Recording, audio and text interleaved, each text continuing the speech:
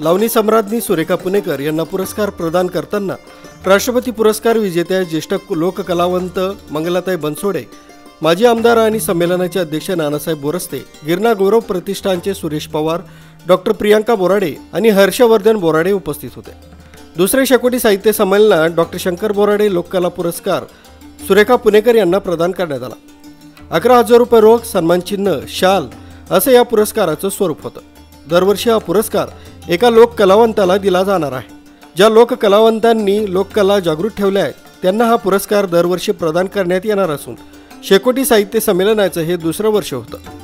मागील वर्षी डॉक्टर शंकर बोराडे यांनी शेकोटी संमेलन सुरू केलं होतं। मागील वेळी या शेकोटी संमेलनाचे ते पहिले अध्यक्ष होते। या वर्षीच्या शेकोटी साहित्य संमेलनाचे अध्यक्ष ज्येष्ठ साहित्यिक आणि माजी आमदार नानासाहेब बोरस्ते यांनी स्वीकारलं।